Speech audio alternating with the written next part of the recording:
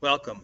The purpose of this video is to go through the online forum titled Meriwether County Sodbuster Society and look for evidence that we can use to rule out any possible explanations that don't make sense in light of this latest piece of information. So, as we get started here, let's take a look at Artie's original post on October 3rd and Stanley and Michael's comments. Now, this set of posts addresses weather, and you'll see that weather was great during this growing season. So for our purposes, we can use this set of posts to rule out any explanations that are based on bad weather. That would include too much moisture or too little moisture from rain, wind damage from storms, and the like. Moving down, we see a few comments from Pam and from Granley Farmer in the next section that we can use as evidence to rule out problems with the soil.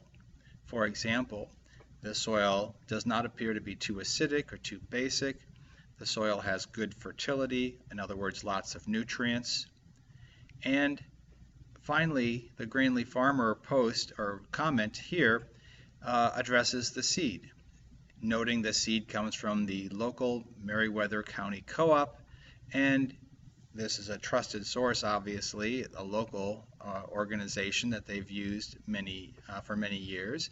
And you can also see that the seed was treated to resist some disease and that germination was very high.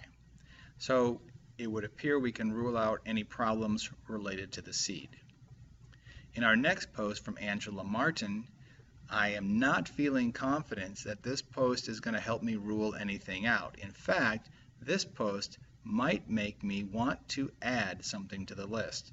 If disease was not added to the list before, you certainly would add this disease as a possible explanation for the problem on Granley Farm after reading this post and the Granley Farmer's comment. You'll note the Granley Farmer did not scout his fields well and check for disease.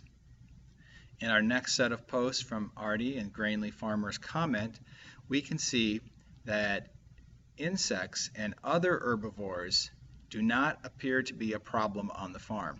So this is a piece of evidence that you could use to rule out any explanations related to infestation of insects and large herbivores consuming the soybeans. In the last post from Michael Scott and Granley Farmer's comment, we see evidence that Granley Farmer knows how to apply herbicide because he applied it the same way on all of his fields, and only one of the fields had terrible yields that year, causing a loss in revenue. Now, going back up to Angela's post, if you didn't have disease on your list, be sure to include it at this time. And in fact, we are going to explore disease in plants in more detail in the next part of this course.